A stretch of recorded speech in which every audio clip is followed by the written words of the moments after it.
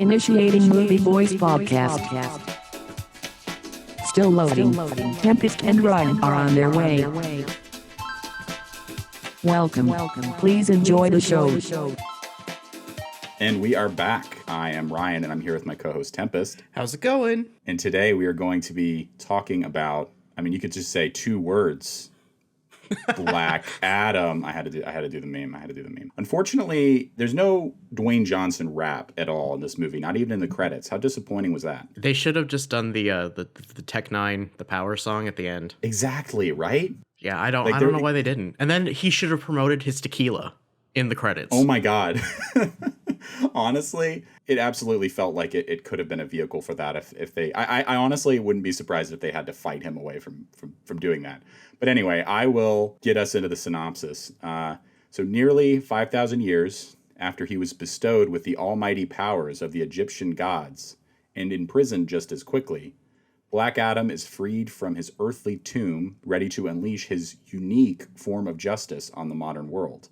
He is awakened by archaeologist Adriana, and once the world knows he has returned, Amanda Waller, who you might remember from the Suicide Squads, both of them, calls on the Justice Society, a team of heroes, to stop him because they deem that he is going to be a threat. Right off the bat, like we usually do, we're going to get into spoilers, but if people want to just get our general thoughts before we get into spoilers, what did you think of this? Would you recommend checking this out before somebody listens to this? You know, I don't know if I'm the best person to even give a recommendation for this, because I do feel like I'm a bit biased towards liking DC. So I would say that if you're a DC fan, this would be a middle-of-the-road experience for you. If you're not a DC or like superhero movie fan, I don't think you need to see this. It's nothing. It's gonna blow your socks off.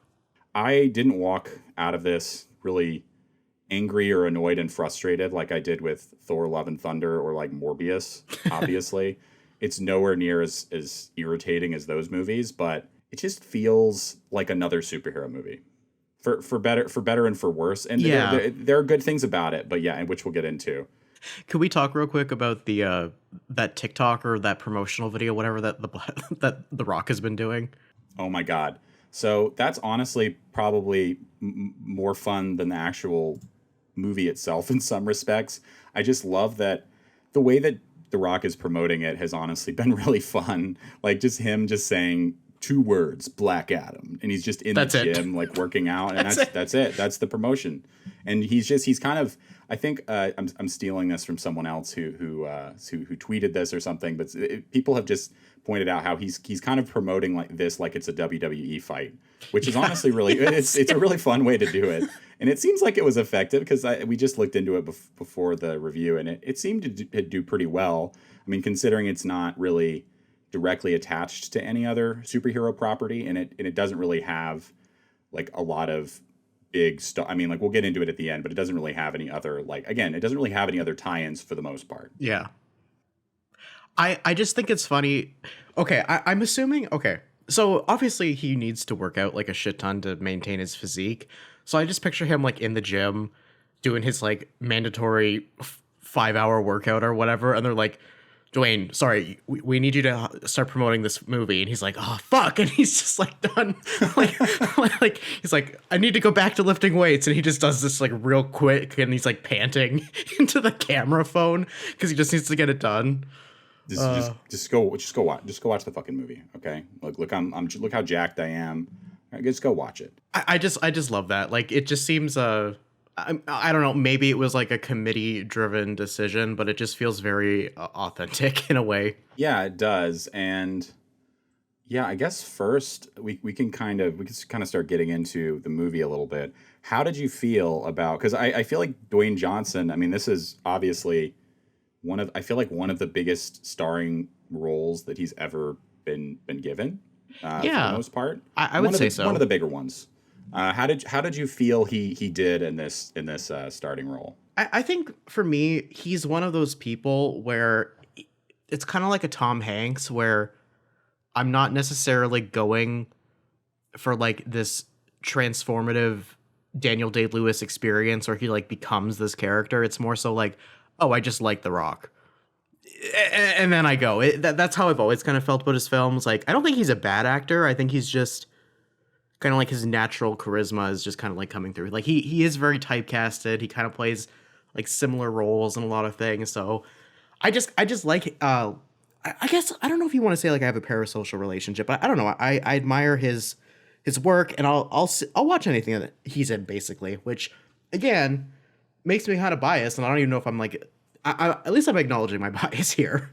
Yeah, I think that's fair, and I definitely I agree. I think that when you cast him in anything, I mean, there's a couple exceptions where he plays a character that's a little bit different. Like, I don't know if you've ever seen Pain and Gain, but I think that's a movie where, you know, the character is a little bit different than what he usually plays. He's kind of this overly religious, crazy like bodybuilder guy, and it was kind of fun to see him play a character that's pretty similar to the characters he plays a lot of the time, which is just kind of the leading man guy. Like, there's really no other way to describe the type of, and I think that he kind of stems from that old school type of 80s action star age where you had like Arnold Schwarzenegger and Sylvester Stallone, and then you had sort of all the other, you know, other action stars a part of that like stable of stars. And I think that he's kind of the only one left, and so much of his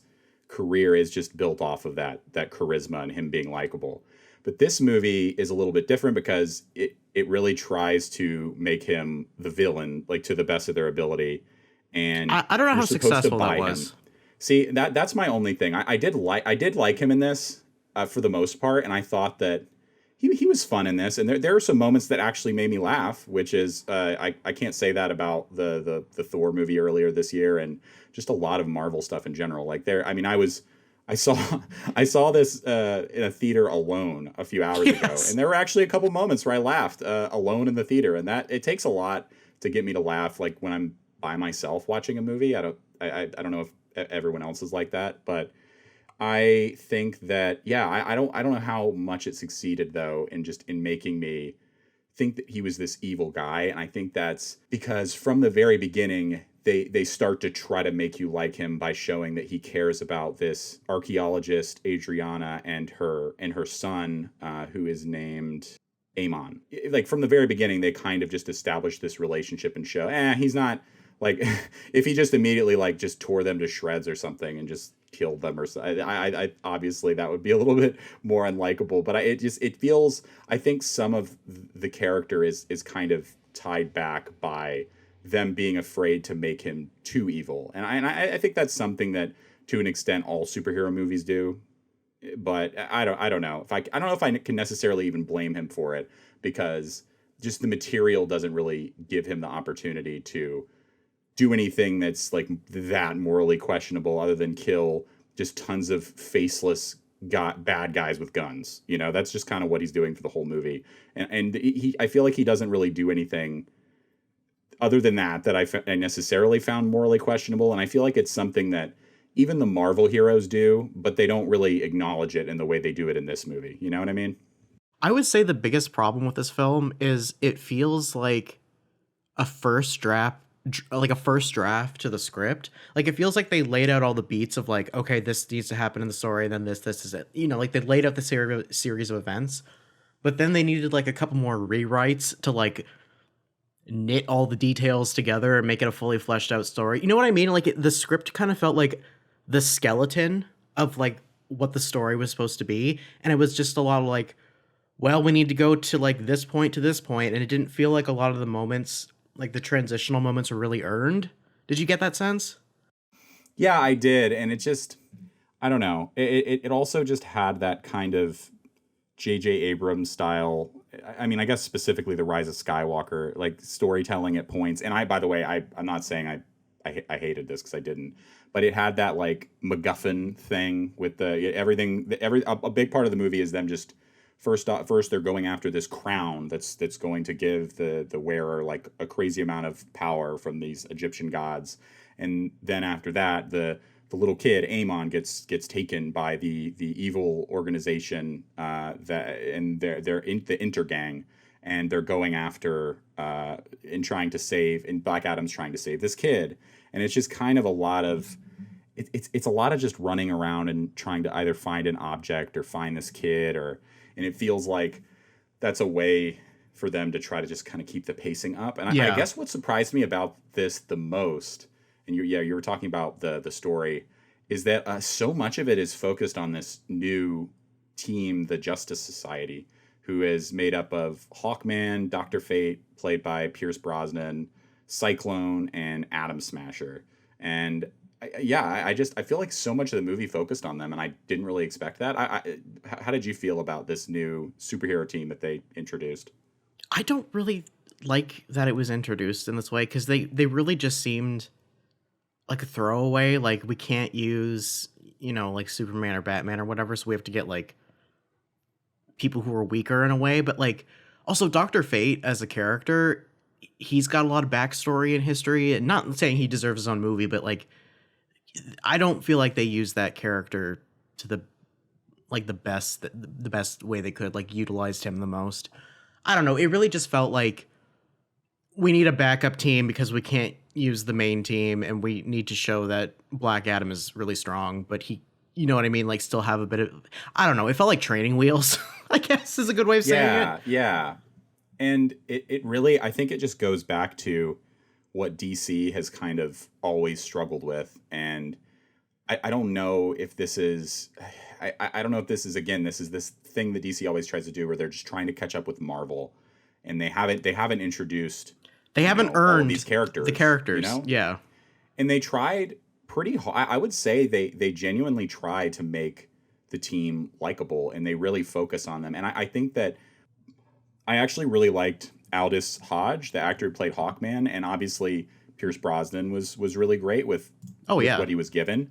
And I thought that their relationship, like their friendship, kind of worked surprisingly well for me. But again, it was like, I feel like they're not giving them enough.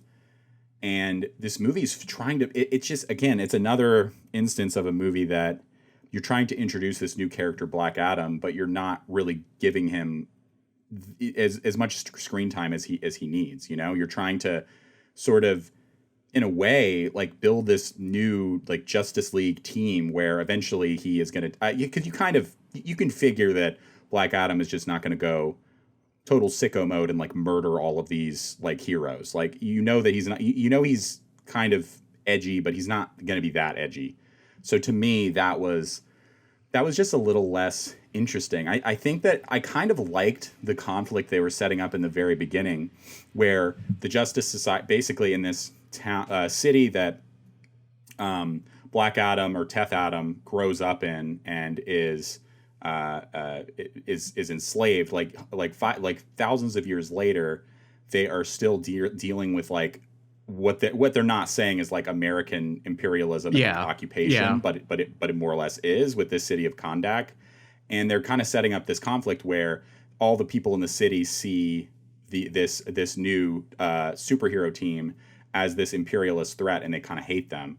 And that was, but I kind of hated that they just sort of, they bring it up a little bit, and they're like, and I was like, oh, that's kind of an interesting little angle, and then they just never address it again. And that kind of bothered me. I felt like, if you're gonna, don't just bring it up and just think that just acknowledging it and bringing it up is commentary, because there wasn't any commentary whatsoever. Like, as bad as the Captain America TV show Falcon and the Winter Soldier or whatever was, I as much as I didn't like it, that show had better commentary, and it didn't have good commentary on this. You know what I mean? Yeah, I think we're at a point now with the oversaturation of like superhero movies that if you're gonna still make them worth watching, you need to introduce concepts that are like fresher or have like a multi-genre kind of approach.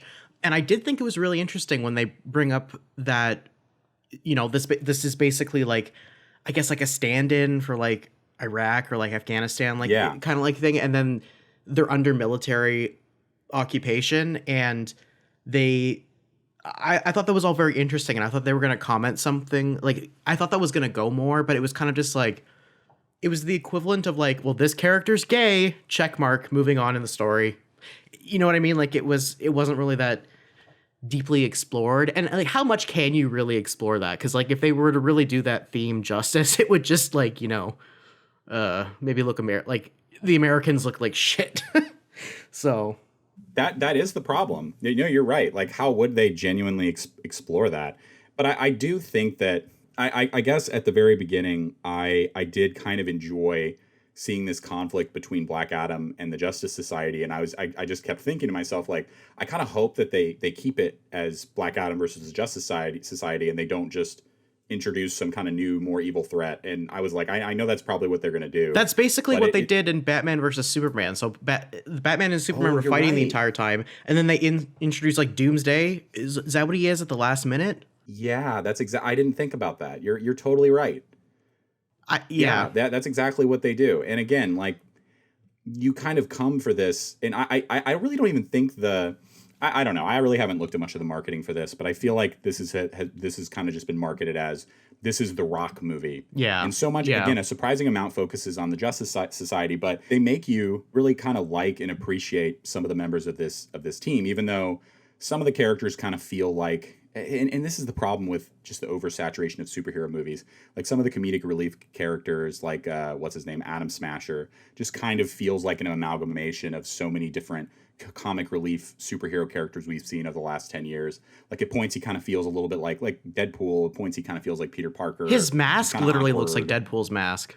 Yeah, and it's just, I can't really necessarily blame them, because it's like, I understand wanting to have some kind of comedic relief in a movie like this, but it just starts to feel kind of tired.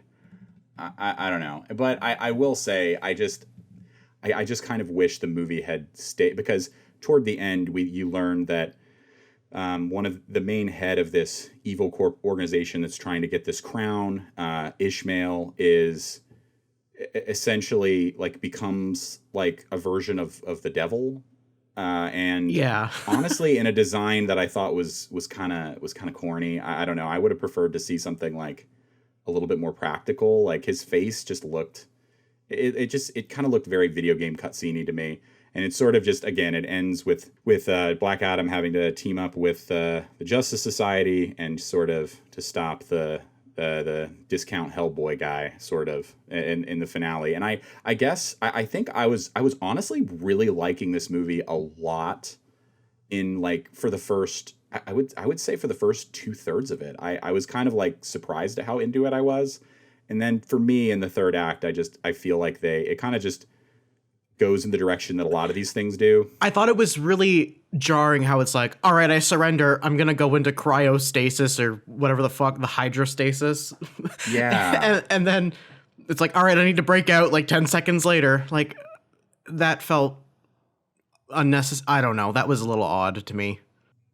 It was very odd. It almost felt, because I didn't know how long this was, and I wasn't really thinking about it in the moment, but I was like, is this the end? Is this wrapping up? Like, I guess I think a lot of superheroes, I think a lot of superhero movies do that, to be fair. And they just kind of, I feel like they want to keep one-upping themselves and like be more and more and more exciting and like in each action scene, to the point where it's just, it just becomes a little too much. Like, I did find, I don't know, I'm trying to think of more positive things to say about the last third of this, but I think that's what makes this movie kind of just another superhero movie.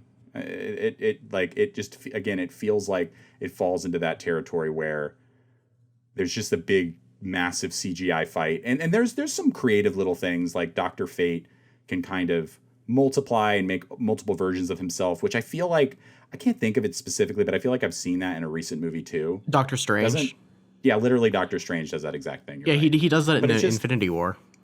Yeah, and it just and again, it's so tough, because I don't necessarily blame them, because there's only so much you can do with superhero stories. I'm not going to sit here and pretend like I expected this to be like, I'm not the person who's watching this drinking wine, sipping fancy wine, listening to fancy music, and calling it art. Okay, I'm not that person. But I kind of wanted a little. I think the things that they set up in the first 2/3 were a little bit more interesting than what we ended up getting. I guess. I wish in the beginning it wasn't a narration, and the beginning scene when they're in like the past was longer. And I don't think you needed it to be like a surprise that it was originally his son and then his son sacrificed his powers to save his dad. Like that didn't need to be a surprise for me. I think that literally could have been what was going on, because I think it would have been interesting if they redid the beginning and you show like the son getting the powers and like he's about to fight the king or whatever. You show all that like an actual like film it, not just like a voiceover narration bit, and then you show like him trying to save his dad, and then like he like and then like maybe like you cut it or whatever, and then like you resume, like you find out like later what happened like later in the story. You understand what I'm saying? 100%. Yeah. And I think that it could have been that way initially. I feel like that you could absolutely edit a version like that, like with the footage that's there, but it almost feels like, because I think they should have set up more about like why he's like killing people and like pissed off and angry. And I think if you actually show him like with his son and then his son dies, like you're gonna understand a bit more. And I feel like they were trying this whole fucking time to make it seem like, oh, like he's so edgy and he's killing people. Heroes don't kill people. Well, I do. And they're trying to do this and it didn't feel very earned in a way. Like I just wish there was not like there's like a justification, but like you just see the backstory a bit more, because it just was very vague in the beginning, and it's just kind of like, oh, here's this guy, like, is he good, is he bad, well, let's find out. Like, was he in prison or was he like, you know, I don't know. I think the beginning could have been stronger and it would have given more justification to the way he acted throughout the rest of the movie. yeah, and it would help us to like going along, like when you're going along with a main character like this in their journey, you want to like feel their anger and really understand it, and that's going to help you to engage with the movie more. And you're right, like for a lot of it, I was just you're just kind of disconnected watching, you know, The Rock murder people, and like, you know, sometimes it looked cool. Like there are some effects in this that I thought looked pretty awesome, when he's just like completely like electrifying and atomizing people and turning them into fucking skeletons. I was like, okay, this is kind of cool. And eventually it does kind of just wear off, like the more and more it happens. But I agree. I think it would have been way more effective to just kind of, they're trying to hold their cards close to their vest, I think, because there aren't a lot of surprises in that third act. And I really think that I bet you anything that was an editing choice that was made later, because they're like, this is really conventional and nothing surprising happens. Let's just make this thing with his son like a reveal, instead of having it just be laid out in the beginning, because otherwise you get like an even more kind of straightforward, like kind of unsurprising movie. I guess the other thing that really surprised me was once they introduced the little kid, I thought I knew exactly where this was going to go. I thought it was going to be like a, you know, what's a Logan type of like, or like The Last of Us type of story, where he's sort of, you know, he connects with this kid because he had a son and his son died, but they kind of couldn't do that because they wanted it to be like a big reveal. You know what I mean? Yeah.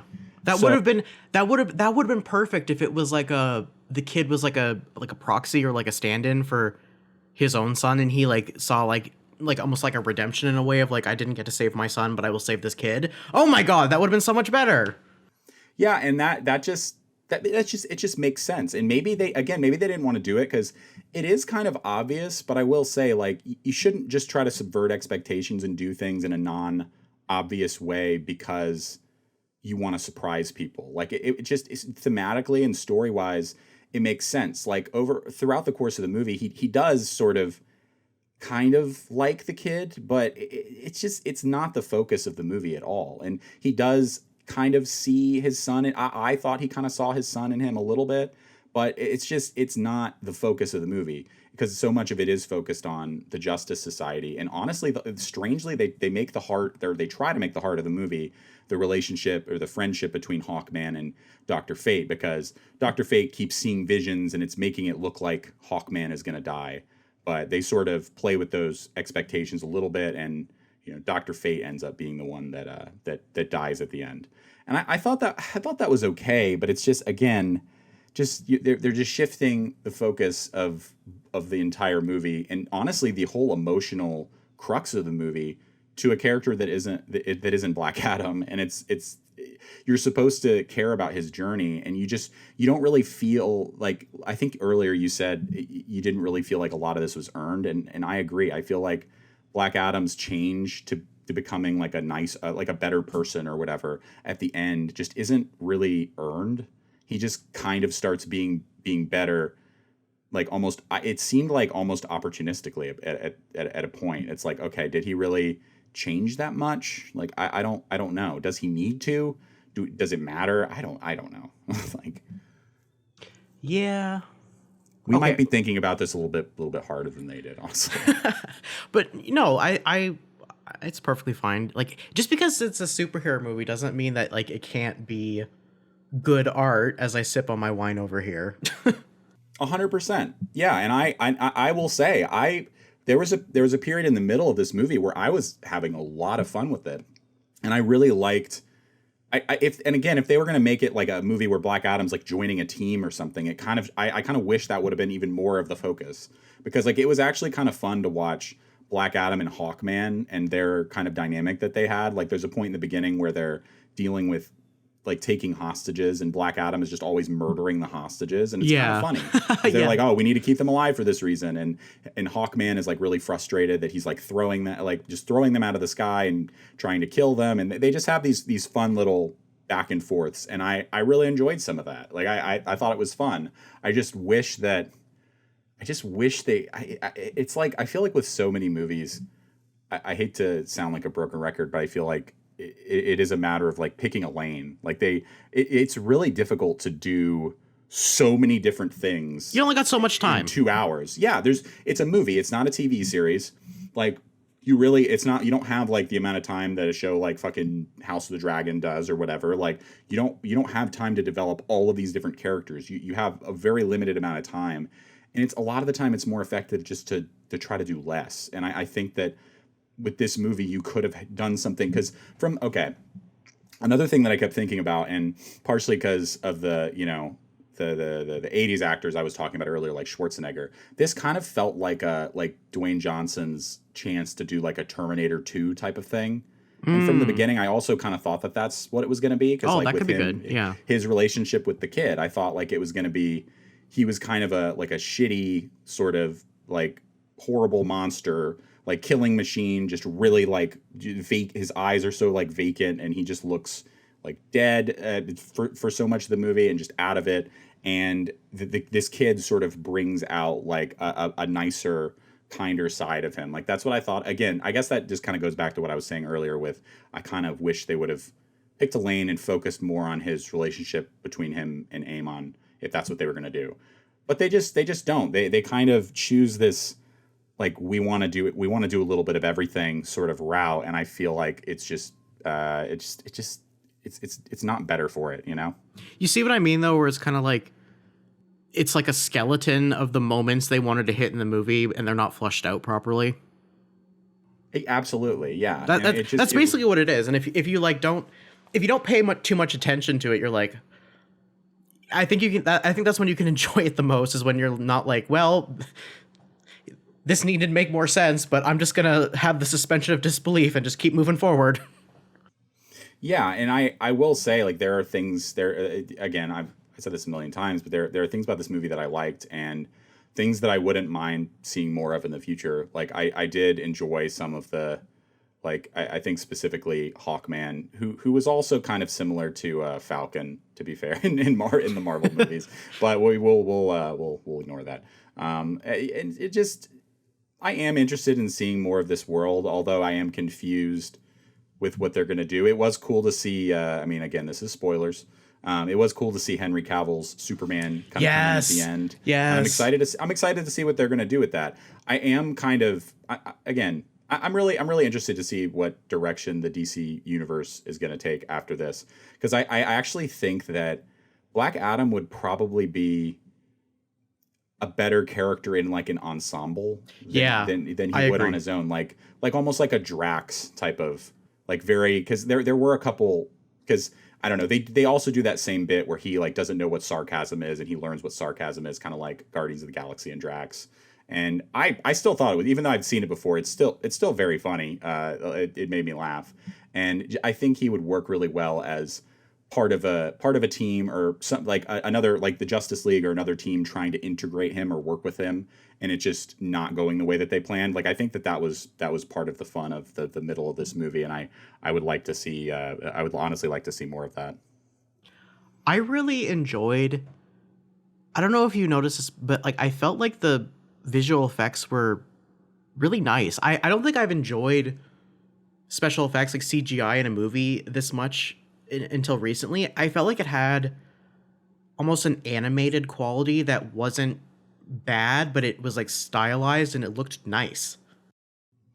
Yeah, it kind of it kind of reminded me of the effects in like Man of Steel, and I actually kind of like I like the some way of that looks. Snyder's effects and visual style. Yeah, it just there's something that feels a little bit more like tangible and real about it, and it like It looks better than the Marvel effects that we've been getting earlier this year. Like if you look back at like Thor, I know like all the fucking poor Marvel CGI artists right now, but I think there's just something about like the stylistic choice that they choose for this movie just looks more visually appealing to me, and I hope that they like stick with this because I think it would look good in like other movies. Like I'd like to see this style in other movies that they make going forward. I agree, and I think that it's nice to have like a visual. Like I feel like as frustrating as Zack Snyder could be, I think that he did bring a unique visual flair to DC that Marvel just does not have. Like the ultimate example I can think of for Marvel that just shows how frustrating their visual style can be is that moment in Captain America Civil War where they're just fighting in like a gray airport parking lot, and it's like why Let's fight like, outside of Denny's at night. yeah, and it's like I don't know, I don't understand. They could make things so much more like vibrant and exciting. There was a lot of color. There was is, a lot of color in this, and it was very pretty. yeah, and that kind of surprised me, and it's like and also there's a lot of destruction, and that's because it all feels everything feels like really tangible, like and like a lot of the powers and the effects, they will affect the environment around them, and I really liked that, and I thought that yeah, it looked good. I thought the CGI artists, they did a really great job with this movie overall, despite there being like a couple things toward the end I wasn't in love with when they decided to create I don't know. Just bring back just if you need somebody to play Satan, just get Dave Grohl to put on like a Satan outfit, and maybe play some drums too. I think that would be fun. I guess they were trying to make it. I feel like they were trying to just make it look comic accurate, which again, this is like what I said about Morbius. Like we're getting into some real fucking niche comics here, where I think people can have a bit more leeway with like making creative decisions that just look better. Like you could, if you're gonna make someone look like a demon from hell, I mean, like, come on, like there's so much you could do there, and you could have made him look a lot more visually interesting. But I guess they're just like, let's just make it look like how it does in the comics. Like that's probably just the route they went down. Yeah, and it just, I don't know. And it did, yeah, and I mean, I looked into it, and yeah, it definitely did look accurate, but it's, yeah, I would have much preferred to see something that was, at least his face is just like some kind of prosthetic or something. It's just, I mean, and I will say that is generally what I prefer. And there are full of CG characters that look good, like without a doubt. Like, I mean, I still think Thanos looked pretty good and felt like a real character. But, and maybe if this character was in the movie more, you would get used to it a little bit. But it just, I don't know, it just felt a little weird to me.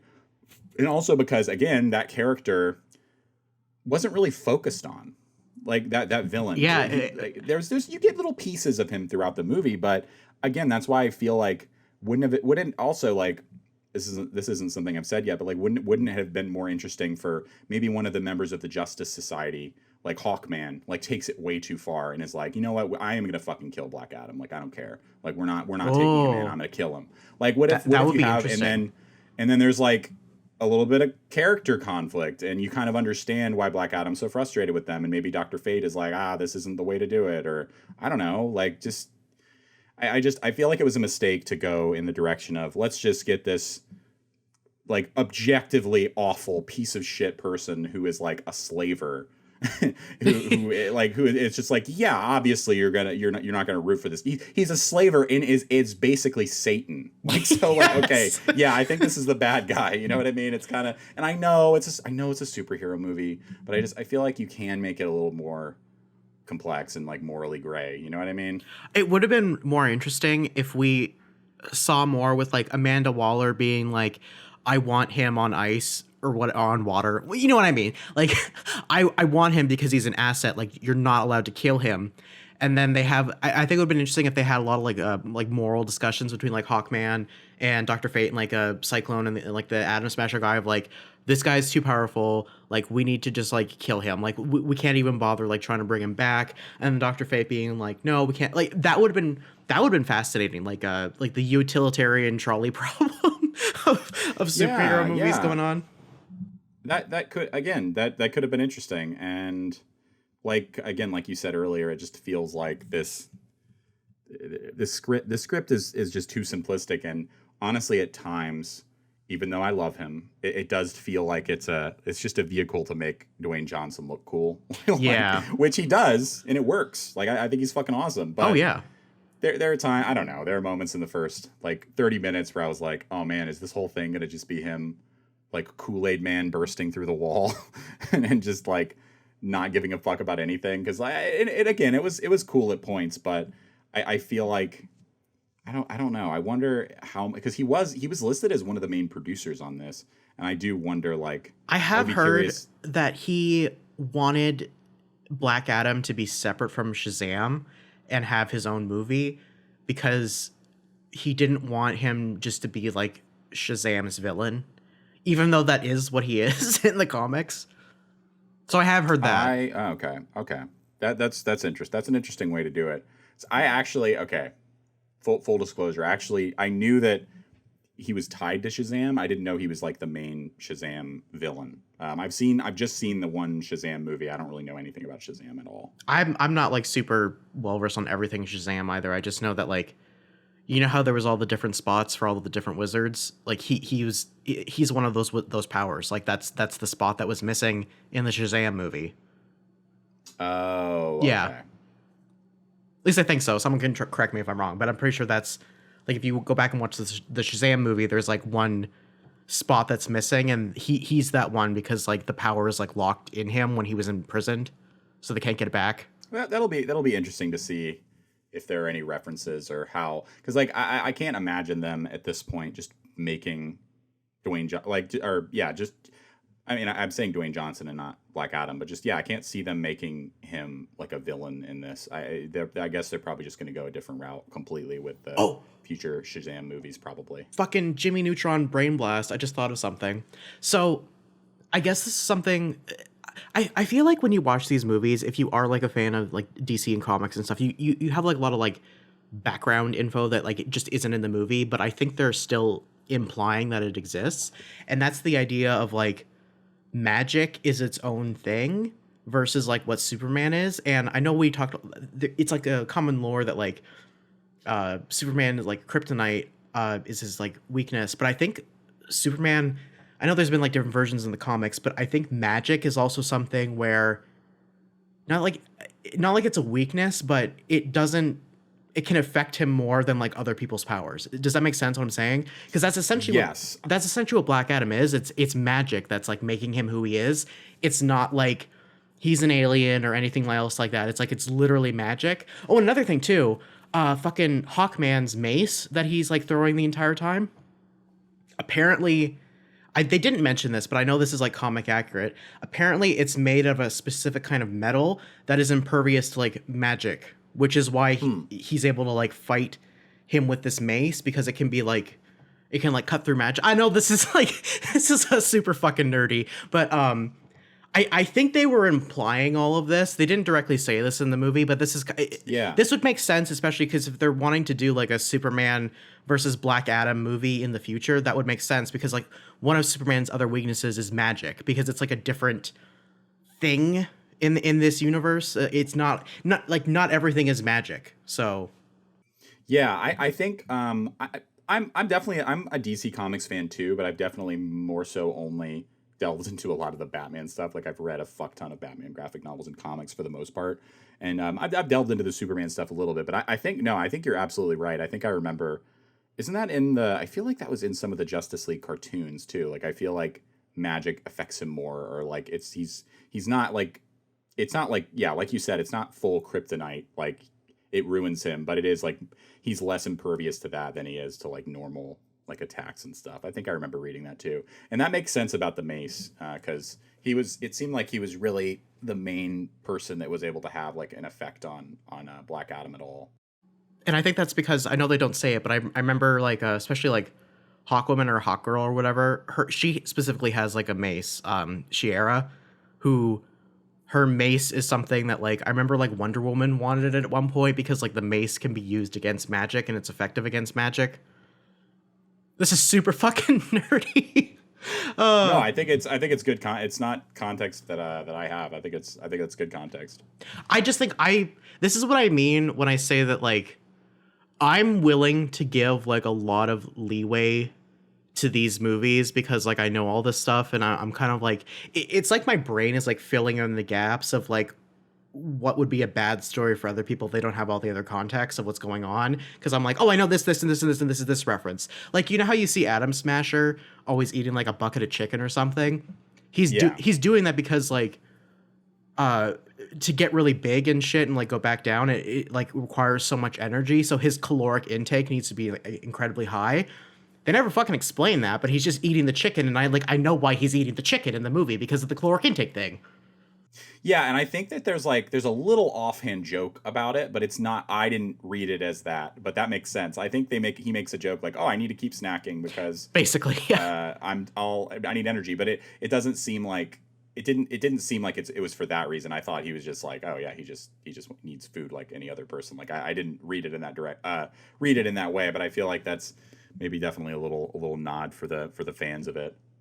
I would say that like I have more. I know we talked about this before. Like I have more of a like fan connection, and I care more about DC characters. Like other than Spider-Man and the X-Men, I prefer like all the DC superheroes way more. Like Spider-Man or like a Superman, Batman, the entire Justice League, like all of them. I think they're way more interesting and fascinating. Like so, even though I know a lot of people rag on this like DC versus Marvel, and people say like the DC movies aren't like as good. I'm hoping, like, I got so much hope for them, and like, please, like, I know you can be so good, like, get it together. I'm going to keep financially supporting you until it happens.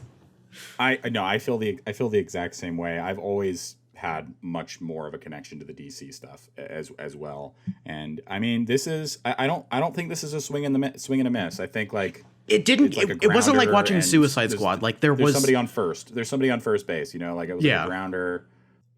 I don't think it's like the home run that they wanted it to be, but I don't think it's bad, and I think that I don't regret watching it. Like I enjoyed a decent amount of it, and it's hard to say. I'm really curious to see what they're going to do with Black Adam next. I can't imagine where you would go with this character because there's really not a lot of. They kind of redeemed him. They did. You know what I mean? So yeah. And I'm just not sure what growth you can. And again, I haven't read the comics, so someone who has can let me know. But I'm not sure like what growth you can really have for this character past this point. Like, but other than maybe making him like an asset to a bigger team or something, I'm not sure what you can really do. I'm curious to see what they're gonna do with Henry Cavill's next Superman movie. Like, I fucking love Henry Cavill so much. Like, it was so nice seeing him at the end. Like. I'm that person. Really was. I'm that person who got excited at the end for the cameo. And did you hear they played? I thought it was interesting. They played like the original Superman theme. Yeah. Not the Hans Zimmer one, which I actually really like the Hans Zimmer score. But they played the old like Richard Donner Superman theme, which was kind of interesting. It was a bit more subtle. It wasn't like dun dun dun, like it wasn't like really obvious. But it was very subtle. Yeah, it was nice. I liked it. It was cool. And it felt like, I don't know. I feel like maybe that's a hint that like, oh, this is kind of like the more, if he does come, like when he does come back, he's going to be the more like positive, like a Superman. He's not going to be as like pessimistic as the Zack Snyder one was at times. I feel like that was kind of a little nod to that maybe. I I know a lot of people have said this before, where like Henry Cavill was like great casting for Superman, but I don't think he was used to like his full potential in what we got before with the other Superman movies and the Justice League movies. I agree. I think the best use of him was the Man of Steel movie, even though like it again, I feel like a lot of these superhero movies for me kind of like sort of fall apart in the third act, and I thought that kind of did, but I think it's probably one of the better. It's maybe the best Zack Snyder DC movie. That might be a controversial take. I don't know if it is. Which one is But the Batman vs Superman? Man of Steel? I thought. Oh. I think Man of Steel's okay. I think I like Batman vs Superman more. I think that's fair. I will also say, and this might be this might get people going after me in the comments. I don't really hate Batman versus Superman. I don't think it's that great, and I think it has problems, but I don't think it's I don't think it's as horrific as other people think it is necessarily. I just think it has a lot of not to turn this into a Batman versus Superman review, even though that might be an interesting one to do later on or something. But I think it's like kind of like what I was talking about in the Halloween Ends review. In a sense, it's like there's some interesting ideas here, but I feel like it doesn't come together in a way that I loved, if that makes sense. Yeah. Oh, I have a real super serious important question for you. How'd you feel about the Henry Winkler cameo? Oh my God. I actually got really excited. I fucking love Henry Winkler in everything. Oh my God. He's been so good in in Barry too. I don't know if you watched that or not. I haven't seen that. Did you get what I meant though when I sent you that message and I was like, there's a cameo in this movie and I would have never guessed this person is in this movie. It was so random. And I was like, are they gonna like, I thought for sure they set it up to like come back with a little gag later or something with him, or maybe like with him like going like, oh, you ripped my suit, or what the fuck, or yeah, to Adam Smasher, or maybe he was gonna try it on again and he was gonna be like, I still got it. I don't know why I imagined something like that happening, but like maybe as like a silly post credits thing, like maybe that would be more of a Marvel thing to do. But still, I was like, oh, it's such a little, it's a fun little Henry Winkler cameo, and we love that, honestly. It reminds me of like in Little Nicky when they're like, Henry Winkler covered in bees, just at the end for like no reason. Honestly, I would have loved that. That was honestly one of my favorite things about a Multiverse of Madness, was just getting a post credit scene where Bruce Campbell punches himself over and over again, and for people to be confused in the theater. And I was like, this is they did this for me. I love watching Bruce Campbell punch himself, and I have for he's been doing it for 30-40 years. Let him keep doing it. It'll never get old. It really won't. Well, that kind of, I don't really think I have any other thoughts about the movie if you want to wrap this up.